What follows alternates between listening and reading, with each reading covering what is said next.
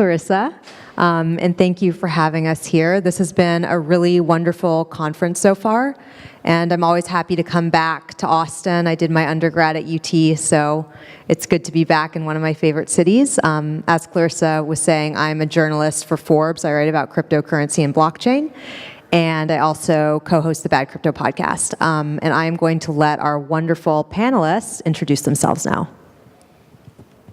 Hello, everybody. My name is Paul Pui. I'm CEO and co-founder of Edge, and we are a security platform for dApps, as well as a mobile wallet that implements that security platform for multiple different assets, Bitcoin, Bitcoin Cash, Litecoin, Ether, and several others. Hi, everyone. My name is Daniel Roraj. I am the CEO and co-founder of Vault Wallet, based here in Austin, Texas. And we're building a dApp and wallet platform as well. And we are focusing on user experience and security. Okay, great.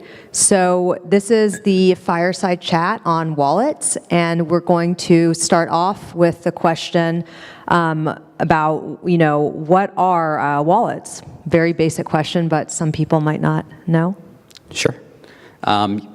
So yeah, wallets. There's so many different kinds of wallets in the blockchain space. So to begin with, let's start with, there's cloud wallets, and then you have custodial, non-custodial wallets, wallets that are cold storage or cold wallets and hot wallets.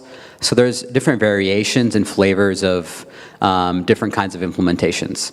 So starting with the cloud wallet, a cloud wallet is a custodial or non-custodial wallet, kind of like Coinbase, or another maybe Circle or Gemini, where another institution actually holds your funds and you have access to. So you don't personally own your Bitcoin or Ether or Litecoin or whatever it is. And a mobile wallet, which or some kind of other paper wallet, is something that you own yourself and you have access to the funds at all times. So there's a difference between wallets that you own personally, you have access to the private keys, and the other side of the fence is wallets on the cloud, where another institution or bank or exchange has access to your keys and grants you authorization to send transactions or move your funds. So that's a distinction there, and maybe Paul, you want to add on to that? I guess we'll talk about the non-custodial ones, the ones where you do hold your funds, and that comes in a huge variety as well. I think you get almost a bigger variety in the world of crypto and non-custodial because it differs so much from the banking system. Like one bank account to another is more or less the same. One true wallet to another can vary drastically. So at its heart, a wallet where you control the keys can be as simple as a random number. At its heart, that's it. You just generate a random number, and that can hold and transmit funds. Now, how that random number is stored or how it's created is what kind of creates some of these different definitions.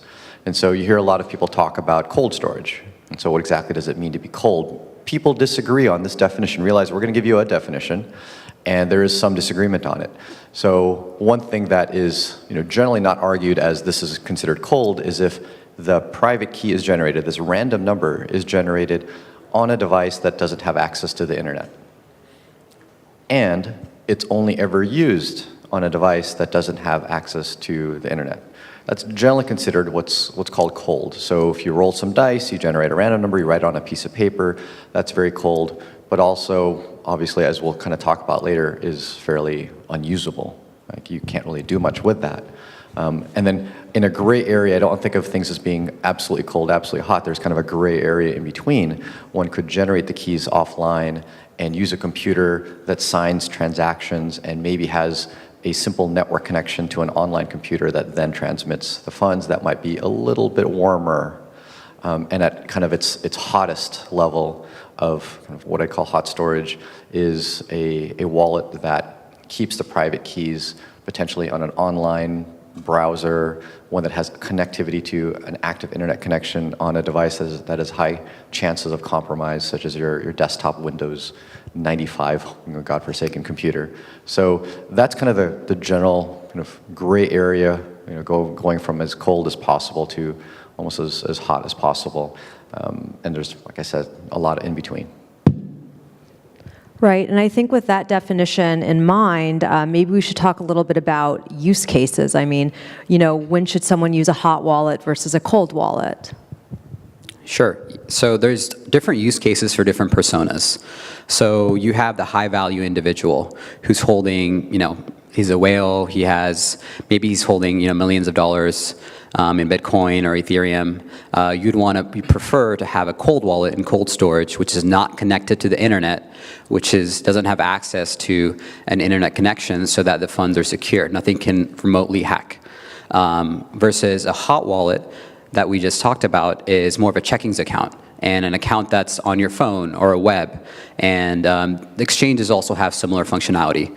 So for example, Coinbase has their cold storage, but which they have custody over, and they also have hot wallets, which they allow users to transfer funds into and out of their wallets. So from that perspective, I think the different personas of the average user who has a checkings account, who wants access to dApps and services on using smart contracts, needs a hot wallet that is on a mobile device, accessible through the web, or if they feel comfortable, the wallets with the third-party service or institution that has their wallet. And on the other side of things, for a savings account for large value individuals, cold storage is probably the best solution. And in terms of cold storage, there's obviously the custodial burden, which we'll be getting into. Blockchain-backed assets, you can actually hold the coins yourself, you have full access to, but at the same time, the burden is on you. And the security of holding and accessing these funds is on you. So thinking about how you want to do this yourself, whether in a Tether or Ledger, which you can buy and hold your coins offline or write it down on a piece of paper, that's probably very safe if you want to hold it yourself. And then we'll also go into how, for a custodial solution, maybe some funds and institutions want to hold it for you, and they're compliant, and they have security measures in place for that. So with respect to the persona, the individual, I think you'd mentioned that the utility of the token, of the coin, will help define how you store it. That's absolutely true. One thing to kind of note and to go into a bit more detail is that both cold storage, being a way of storing coins that isn't going to be actively used, realize too that storing of coins on a custodial account severely hinders its utility, even if they're in what they would call a hot wallet. So they're holding them online, ready to be spent, but their utility goes down because your ability to spend out of a custodial account is severely hampered. And many people don't realize this. They have what they call, hey, I have a mobile wallet. It's like a Coinbase wallet or something, or a free wallet. Actually, it's not an exchange, they're purely a wallet. But the way these services operate internally is they're a bank. They aggregate potentially thousands of people's money, if not millions of people's money. And so internally, they're employing a divide between hot and cold storage. So realize if you deposit 1 Bitcoin into one of these services, potentially 0.99 Bitcoin is getting put into cold storage. And only a small fraction of that is actually being held ready to be spent. Which means if everyone in this room deposited 1 Bitcoin, maybe only 1 Bitcoin would actually be available to be spent. And as soon as one person spends that, other people can't. That imparts a lot of the hindrance. And if you haven't run into this, you probably haven't spent Bitcoin much. I've run into it multiple times. Almost everyone in our company that's tried to spend Bitcoin using a custodial account has as well, and hence none of us do anymore at this point. So while the custodial accounts might be a solution for holding crypto, they pretty much can or will fall flat on their face once the world is actually using crypto, and I don't foresee them being used in that sense. Absolutely, and I think the problem with an institution like Coinbase or another bank holding your assets, they're vulnerable, they're a honeypot that has access to all your funds in one account or multiple accounts. And when there are multiple people transacting at the same time, those funds are vulnerable, and the surface area of attack is singular, versus if everyone has access to their own wallet and have secured it on their mobile device or on their cold storage account, a hacker can't go and individually hack every single person or access this is from a high-level perspective, access everyone's account. So from a decentralizer to a centralized solution, that's also another thing that you have to think about when you're owning your own coins or blockchain-backed assets. Right. Well, I think it's also interesting now that institutional investors are kind of getting more involved, like custodial solutions are really coming into play, and they're really utilizing that. I mean, what are your thoughts on that, custodial solutions for institutional investors entering? I have probably one of the more polarizing opinions on custodial solutions. I'm just about near 100% against what I call 100% custodial solutions, meaning that users don't actually have at least a key that controls, say a multi-sig type of a transaction. We should probably rewind and talk about what that is in the first place, because we didn't talk about multi-sig wallets, did we? And so one of the unique aspects of cryptocurrency is that it's not just a digital money, but it's actually a programmable digital money. And even in the least programmable blockchains like Bitcoin, you at least have the ability to create what is a simple, tiny smart contract that says in order to spend money, you need more than one key. Maybe 2 out of 3, maybe 3 out of 5. And so that allows us to impart rules. Like that's called multi-sig or multi-sig wallet. It's up to us as to what those rules are. But this can help with both security and recoverability. So to answer the question of custodial ownership, I think that 100% custodial ownership will actually disappear in the next 10 years. And that will actually go to fractional custodial ownership, where a custodian holds a key or a number of keys, but in aggregate of what they own and control don't have the power to spend your money. They help with recoverability and they help with security.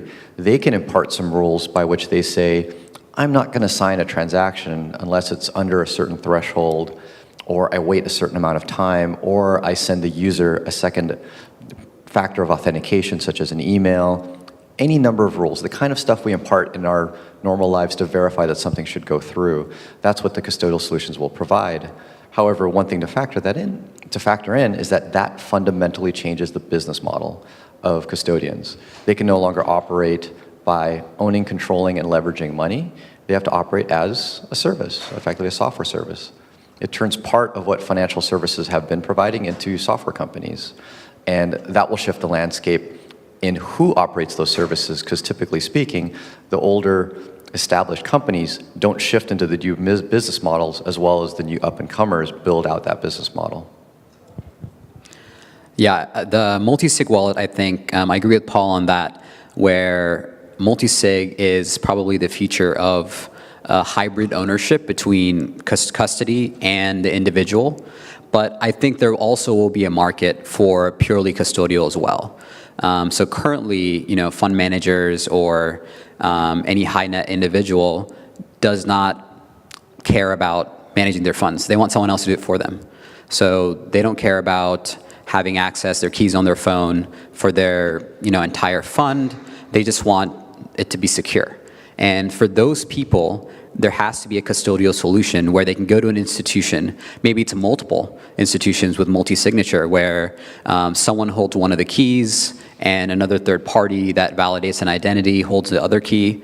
And with that solution, I think there's room for both personal and also purely custodial. So currently in the landscape, I think Coinbase has a custodial solution, so does BitGo and Kingdom Trust. And so they currently provide some form of insurance to avert the risk of storing large amounts of money. And back to your question, Rachel, a lot of funds and asset managers and institutions getting in, the problem is there's no such thing as insurance, there's no such thing as regulated custody of assets, and we're starting to see that in the space right now with Coinbase and Circle and BitGo and Kingdom Trust. So as more and more of these players start entering the market, I think there's going to be more participation from traditional investors and institutions.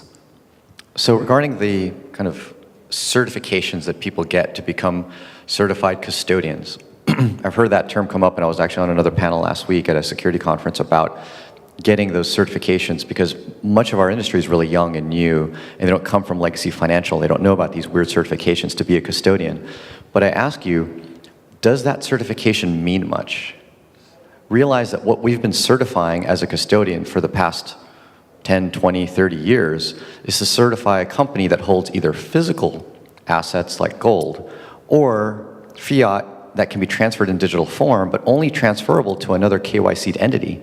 So the ability to steal a digital dollar only allowed you to send it to another entity that you could track. This fundamentally changes with cryptocurrency. So if you're applying the same kind of certifications to a custodian of cryptocurrency, you're not doing enough. And it's arguable that some companies that are not certified are potentially doing far more and are better than the ones that are certified. So what do you do in that situation? Is the certification what you really want to trust? Would I rather trust a company in the cryptocurrency space that's successfully been securing assets for 5 years, or a Goldman Sachs that just kind of enters and says we have a certification? So this is one of the challenges. I think it's one of the things that will make it somewhat undefined as to what's a good solution. It was said that, oh, they don't care about owning the assets, they just want it secure. Well, that's a big 4-letter word, just. And history has proven that the custodial solution hasn't been the best way to secure. And so we'll see going forward, I think multi-sig and the partial is what we can use today and in the future. Yeah, agreed. And one other, I agree with what you're saying. And I think the aspect of custodials and having that name brand of Goldman or whoever's coming into the space, it seems that with all these early adopters, their technology might be far better. And I think in many cases, these existing players are adopting this new technology, but it's going to take time to bridge that gap. It's kind of a gray area at the moment. And I think a lot of these older people entering the market are not going to just jump in until maybe Goldman or the New York Stock Exchange or whoever it is on board as well. So I think from a technical perspective, without the certification needed, there are solutions out there, but I think having that name brand and trust is also important. Yeah, great points. Let's kind of gear the conversation back towards hot wallets and cold wallets. And let's talk about security. I mean, security is a huge issue. Kind of elaborate on that for both, wallet solutions. So security, I just came from an awesome conference that focused entirely on cryptocurrency security, HoshoCon, run by Hosho, a company that does security audits and smart contract audits. And the keynote was amazing. Andreas Antonopoulos spoke at that. If you haven't heard of him, he's a great speaker in the space. And he took a very unique angle on security, which mirrored a lot of how I've been feeling for a long time, which is that security, in how we see it as individuals and companies, tends to be a very knee-jerk reaction. And what we do is based on what we hear in the media and in the press, and what we think is the thing to be afraid of, not what's the actual cause. So he likens it to us hearing in the media about every single plane crash that occurs, and therefore not wanting to ride planes and preferring to drive, when you don't actually look at the statistics behind what's safer. You just don't understand, and it feels mysterious, this entire plane thing. How does it actually hover in the air? How does it not come crashing down? I don't know how to fly one, but I can get behind a wheel, and I know that when I turn the steering wheel left, it goes left. So comfort and familiarity is what we deem as being kind of our safe ground. And so that mirrors itself in the cryptocurrency space in several different ways. And so obviously comfort in what's familiar as in the custodial solutions, that's one aspect. But with respect to the hot and the cold and whatnot, what you're hearing in the media as an example will be, so-and-so's phone got hacked and lost X amount of Bitcoin. That's the headline. You read into it and you get the details, it still just shows so-and-so has a phone and got hacked and they lost Bitcoin. And so what are people thinking is that, okay, my phone is insecure, it'll get hacked, and so let me do one of two things, go figure out some hardware wallet solution or just leave it with a custodian because I'm afraid. I don't want to deal with it. What effectively isn't really happening is that people are actually getting their phone hacked and losing crypto. It's that they're losing it. And you'll hear of stories of people going, oh my God, I'm going to take this 24 words, I'm going to slice and dice it and put it in different parts of my house so that if one piece is found, the other ones are still secure. When what ends up happening is they just lose one of those pieces and they can't recover any of them. Like all the funds are lost because they've lost a quarter of the words. And it's because of what they're fearing is what they're kind of hearing, is that they need to totally go in the dark, be as absolutely cold as possible. That's why the term is so hot, right? Cold storage, bury it, don't let anyone see it. When really what's happening is you're screwing it up, and there's more media, there's more stories of that actually happening. So what do I think about kind of generally hot, cold? There's a balance somewhere that we've got to find. That was one of the big topics of his talk, is the balance of taking good enough. There will not be perfect, and he said that. There's no such thing as perfect security. Don't try to get there. And it's finding the good enough. And even in banks, it's not 100%. People have lost money. I think it was not Tim Draper, but Adam Draper had his account, username, whatnot, hacked, and $50,000 wired out to a country in the middle of Eastern Europe, and he hasn't gotten it back. He could probably pay a lot in legal fees and get it back, but he couldn't. Not everything in the previous world is irreversible, so it's just not very likely to happen in the current fiat world. So getting to the good enough, I think, is the key. Trying to find what that's defined by, and history kind of tells you that story.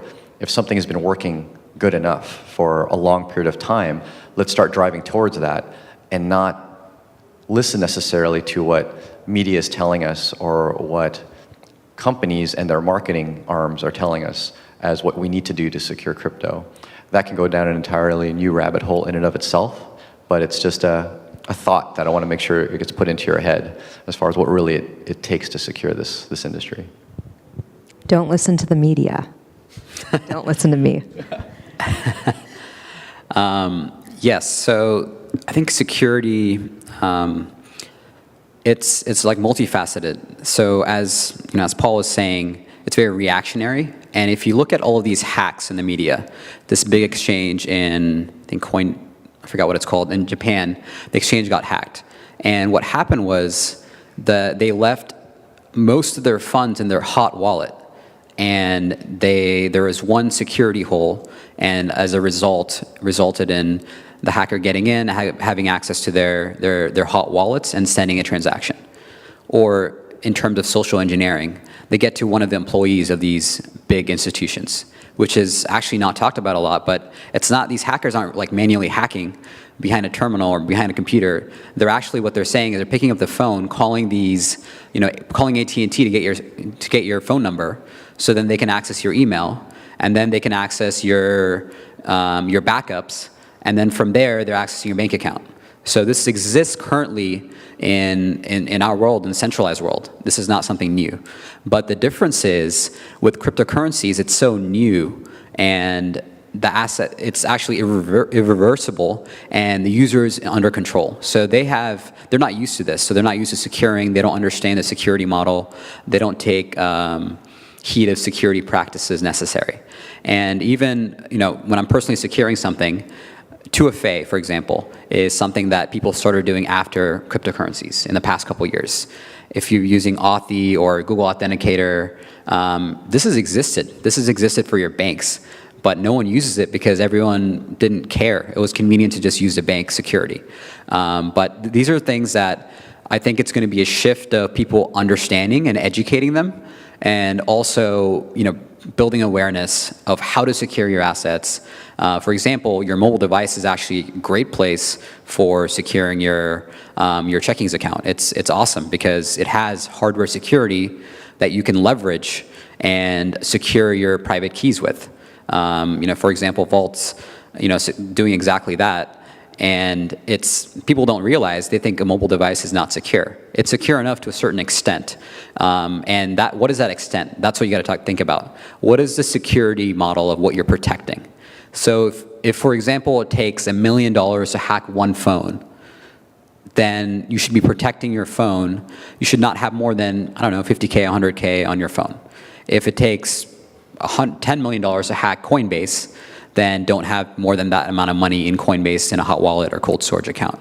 So everything has, I think, an amount or level of security, and you have to be aware of these, and based on that, secure your assets. So honestly, I think having a phone with a secure element, which I think everyone has, especially in countries in South America or in Africa, all these unbanked countries. Say if 20% of them have bank accounts, but 125% of them have phones. Some people have more than one phone.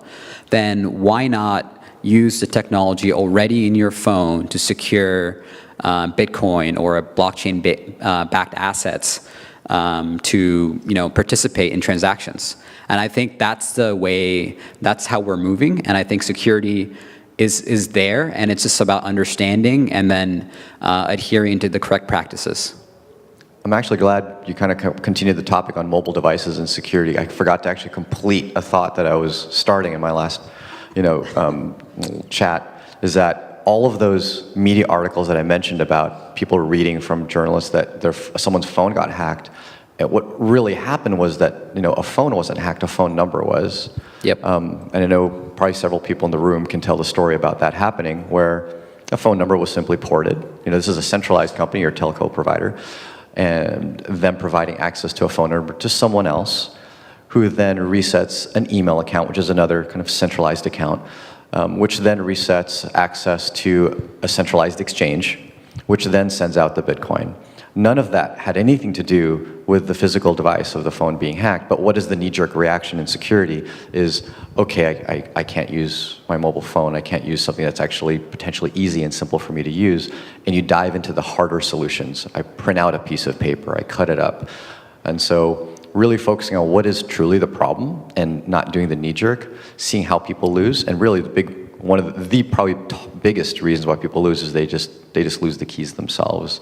And so trying to target answers to that solutions is where I think our industry needs to go in both recoverability aspects, multi-sig recoverability, and that's where I feel like the future is headed, as opposed to either the custodial or these absolute bomber, bulletproof, cold storage solutions, which are these new devices that everyone has to buy and learn how to use and somehow get adopted across the world of people that have never seen or potentially can't afford it. Yeah, and there's this one talk, or there's a video on YouTube actually from DEF CON, which is a security conference in Vegas every year. And basically they live hacked, social hacked a AT&T account. I think it might be Verizon or AT&T. Basically what they did was someone got on the phone and they put a baby singing in the background. And then they talk like they're actually in a hurry, and they lost their email, and they literally got access to the other person's account just by talking to the operator. They got added to the account, they got the phone number, and then they got their SIM card now uses their phone number. How is that possible? And that's what's happening. And basically your phone number should not be a backup. They should not be a 2FA. And I think this has existed for a while, but there's been stopgaps in place in our traditional world, which, you have insurance, you have these central banks that reverse your transaction, but it's so, crypto's so new that people are taking advantage of it. Yeah, and do you guys have any more advice in terms of signs before you get hacked? Are there any things that people should be aware of, or signs that they're going to get hacked? Does that make sense? Yeah, that's a bit of a tough one from the consumer point level. What I've heard from people, from people that have had a specific hack, which is a SIM card port, they'll usually see some accounts start to become inactive or inaccessible to themselves. And that's kind of the start of it. And from there, an attacker will try to get access to other accounts until they get to one that's actually sensitive, such as an exchange.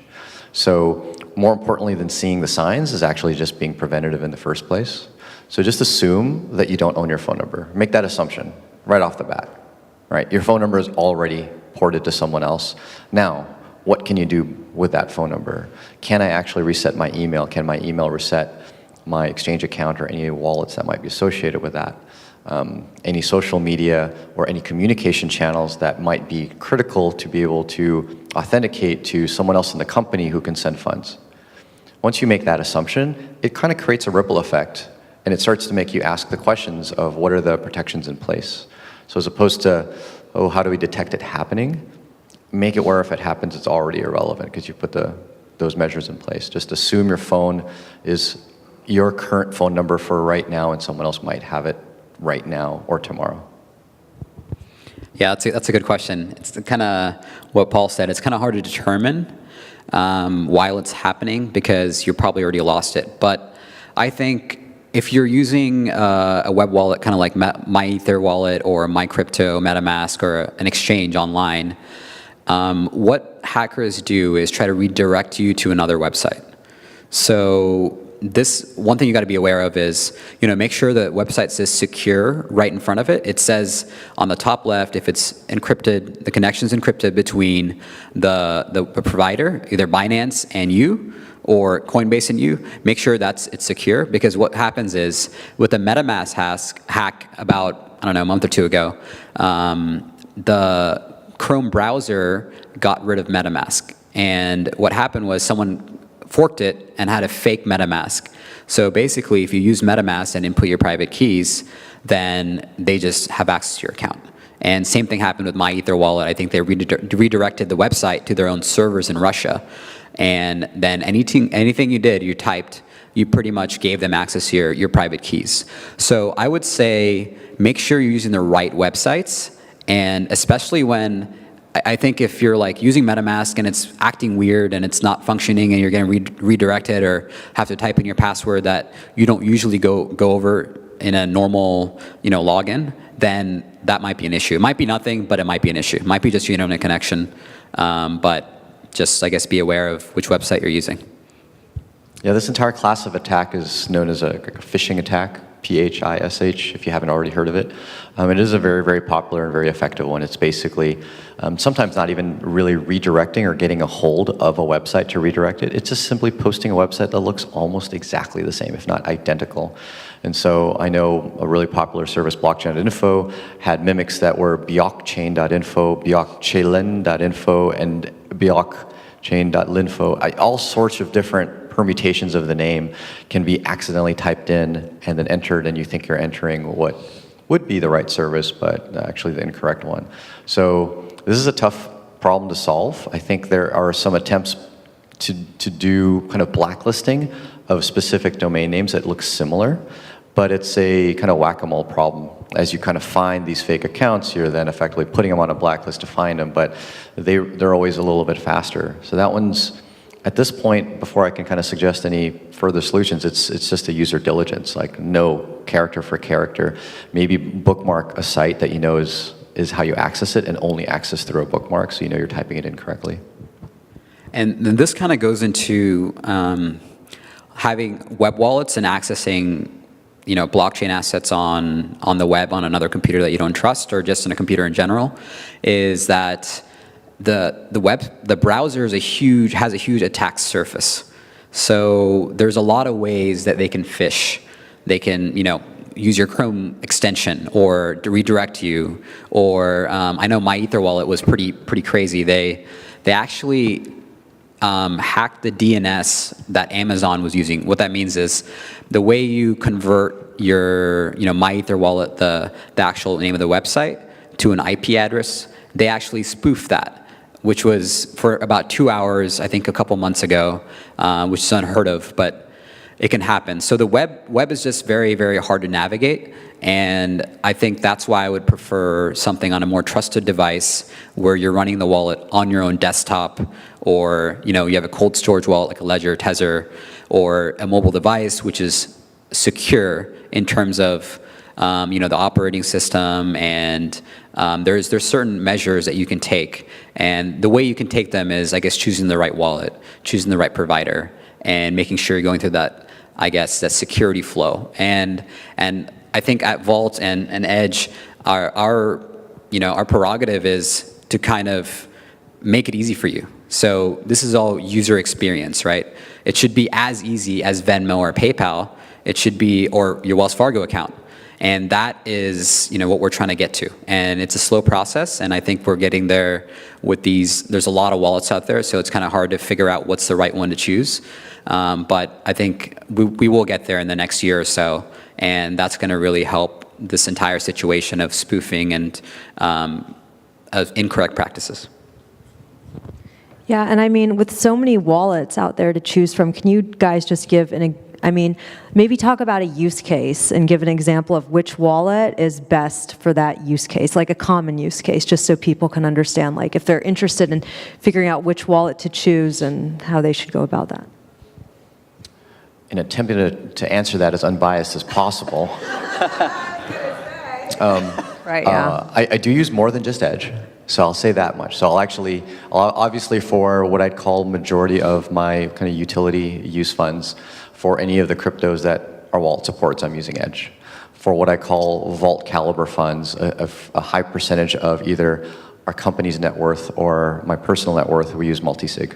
Simple as that, and the multi-sig wallet that I will currently, although I don't recommend from the viewpoint of usability, I think its usability is tough, and so it's a trade-off there, is Copay. So I use it on mobile only, I don't install it on the desktop, but I have a device, I have other people that have their device with their mobile device with Copay installed, and we require some number of signatures out of a total number of signatures to be able to send funds out. And that provides both recoverability. One person can, and in the past has actually lost their wallet, but we were still able to get the funds out. And at the same sense, it also provides an intense level of security. I don't know anyone ever having lost any crypto that was in I'm not going to say Ethereum, but Bitcoin caliber or Bitcoin similar currency, multi-sig across multiple independent mobile devices. Never heard of a penny getting lost from that type of theft. The attack surface is so small. Like, you would have to compromise multiple independent devices of which you don't even know which ones they are to get access to those funds. To me, that is far, far more usable, though, even having to deal with that, than me having to deal with one single hardware wallet. I don't actually own or promote hardware wallets unless it's for incredibly high funds, and also in a multi-signature environment where the hardware wallet is only one of them because they're so tedious to use. So if anyone out there works for Trezor or Ledger, I'm sorry. But it's just not, I come from a world where I was a technologist early on. I worked at NVIDIA, did graphics processing, and then I left technology for 10 years and did small business and operated restaurants and whatnot. And I really came to appreciate technology that touches people in a familiar way and doesn't alienate people. So coming back into tech, I'm seeing things like hardware wallets and paper wallets and just shrieking and just going, this can't be how we actually move forward. Multi-sig is halfway there. I think with a little bit more UX, it can get completely all the way there. And that's how we'll have that vault level storage in the future. And so yeah, Copay is one that I use for Bitcoin Cash, and Edge for everything else. I think I have a differing opinion on cold storage wallets. I think from a security perspective right now, even though it's difficult, you're trading kind of the cost of buying one of these hardware wallets, and you have to learn it, and it's difficult. They've made it a little easier, but it's still difficult, and you have to be able to store it. But it's a little, I think, outside of losing it or backing up the seed words, it's probably the most straightforward way to securely manage your funds for someone that's entering the space and that has sizable amounts.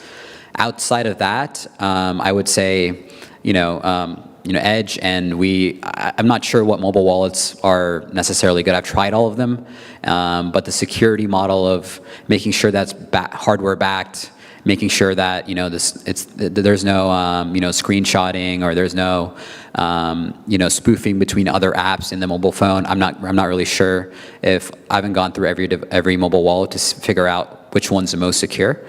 So hence, me and my co-founders here at Vault are building Vault Wallet for that reason.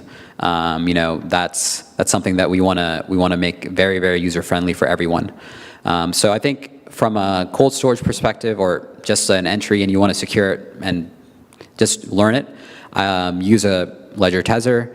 And if you're using maybe on the web or on your mobile device, make sure you find a good wallet that you can read through their security, whether it be Edge or Mycelium is good for Bitcoin. It's been around for a long time. And on the web, I know MetaMask is very convenient. I used to use that a lot when I first, last year when I was first getting in the space and learning how to use transactions. I think the UX is not there yet at all, but it's probably the easier to use wallet. So I would say, yeah, cold storage, and then make sure that the wallet you're using is secure. I want to go down in history as being even more of a hardware wallet hater, so I'm going to continue really quick. One thing to be very careful about. So these devices are incredibly in and of themselves secure. There's no question about it. I don't question that at all. The issue is that what they've done is they've taken the responsibility of saying, okay, we're going to secure this one little thing, and then throw the key at the user and go, you deal with this part. And that is the weakest part of the system, is the user. And you can say to someone, just learn it. But there isn't a single thing to learn because everyone is different and how they would handle 24 words. The way I would treat it is different than the way you might treat it, is different than the way a person who would be a gold bug who's had a safe in their house would treat it. We as individuals have different answers because we're human and different. And while that piece of hardware might be exactly the same every time someone buys it, the way that person has to deal with the key that they have to manage is going to be different. And the best practice is not defined globally. That's one of the biggest challenges. For one person, they literally took those words and stuck it in Google Drive. And I know that people have lost money that way because they got their SIM card ported, they got their Google Drive password reset, and then they got the words. And so how secure was that solution? Because you threw it at the user, and that was to them in their mind and in the history of what they've been doing for the past 20 years of technology, that was how they secured data. And it sounds idiotic to us, but we're the ones that are coming to conferences and learning this stuff, not to the other 6 billion. And so, and I've heard of stories of people just writing it down, putting it underneath their keyboard.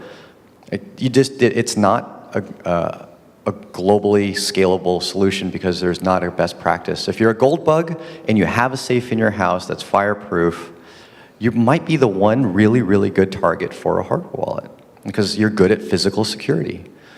But if you ask yourself, how is our generation evolving? Are we evolving towards people having safes in a house that's fireproof?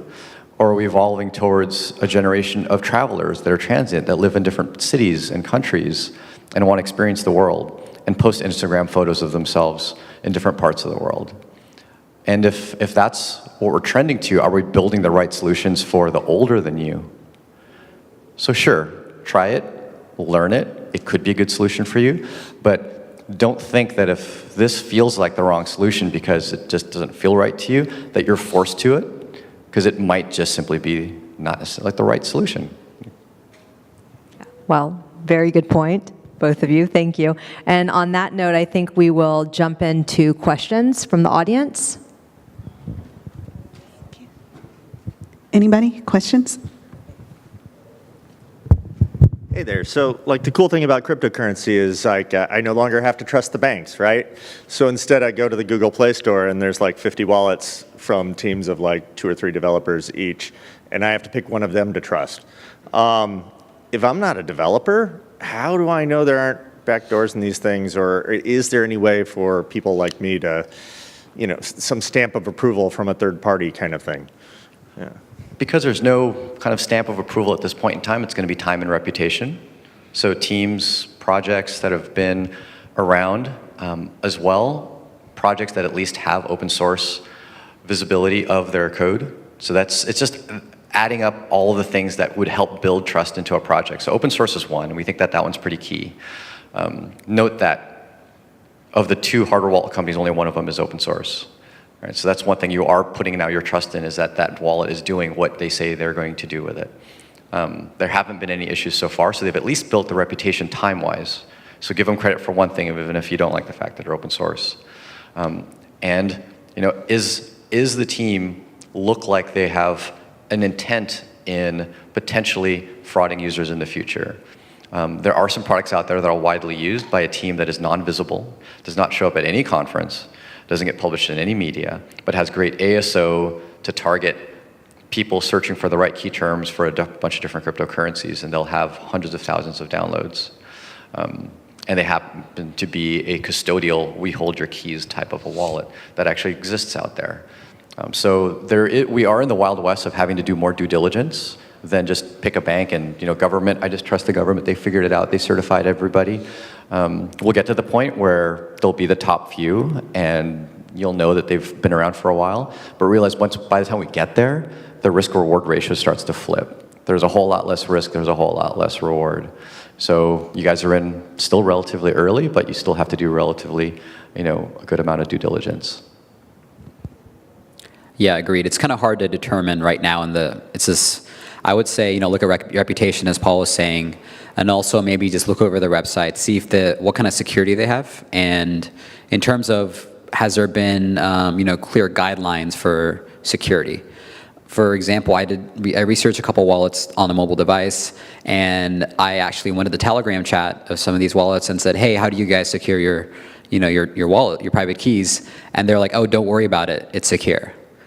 And I was like, what? What do you mean, don't worry about it? So make sure that it's transparent, and wallets that have third-party audits are very, key as well. Someone else has looked into their code.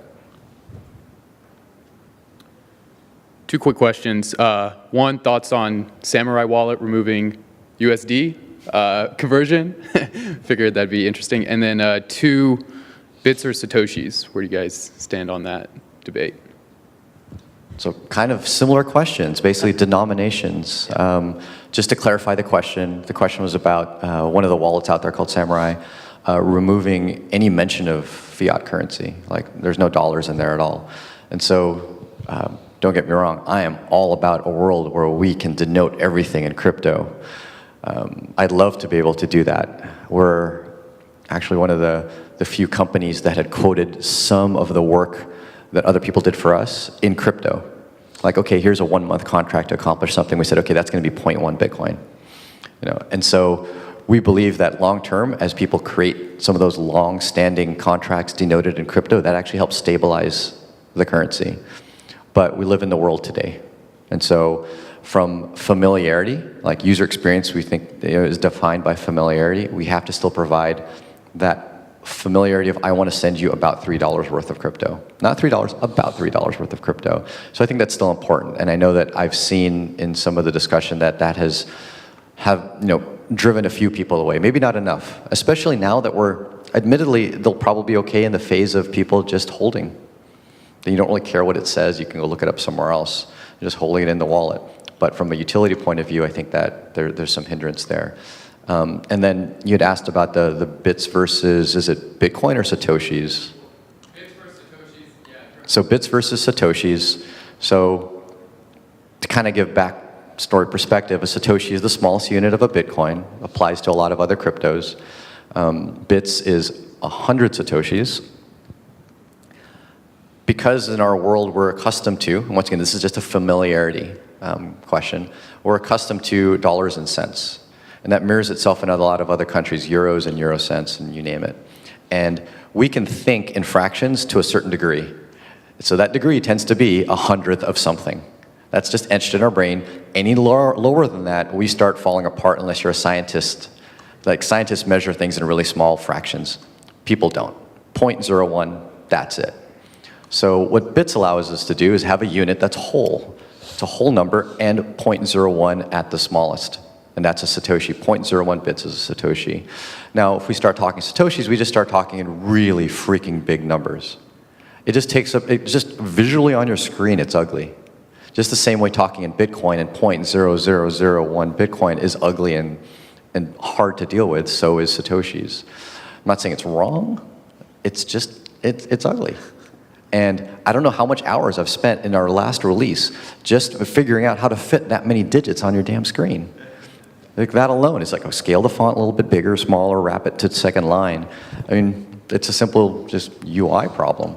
So for now, our balance has been in bits. We've had that both, in your current app Edge and prior Air bits.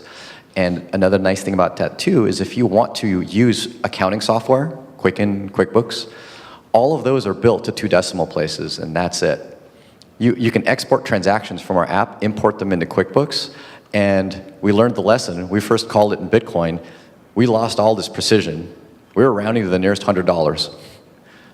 We went to millibits, we were rounding to the nearest, I think, $1 or $10 at the time. Now that we use bits, we don't lose any precision at all. So I like bits, not for any weird ideological reason. I don't dislike Satoshi for any ideological reason. It's just the usability at this point, and that could change in the future. I think it's subjective in terms of, if you're in Bitcoin, if you've been around for a while or the new user, and I think Bits is more user-friendly, so I would say Bits. And Samurai Wallet, I think it's silly that they removed the US dollar. It just doesn't make sense for the broader market. But their user base might be okay with it because their user base that they're targeting are people that want to use Bitcoin for everything, and they've been around for a while. And they also support a lot of secure transactions and private, transaction signings. So their entire persona is for those users. So I think in that case it's fine. But I think for the majority of users, it doesn't make sense. Okay, and we have time for one more question, so whoever wants to be that lucky person, go for it. You can also chat with them after. Hi, so this might be kind of a basic question, I'm not sure, but I'm really curious. If you were to assume that an individual can trust no one else other than themselves with their private key, and maybe not even themselves in some scenarios, how would an individual take advantage of a multi-sig wallet themselves without having to share, with like a 2 of 3 multi-sig, that key with anyone else? How would you suggest that they take advantage of a multi-sig wallet?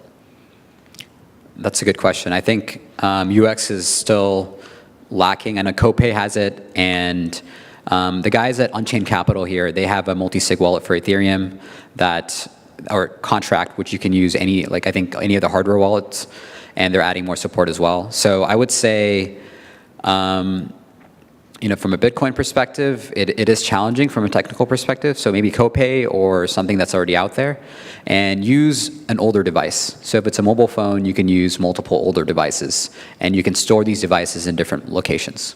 That's an easy way and straightforward way. If you have an older smartphone that has that can download the app and supports the Play Store, you can make it work.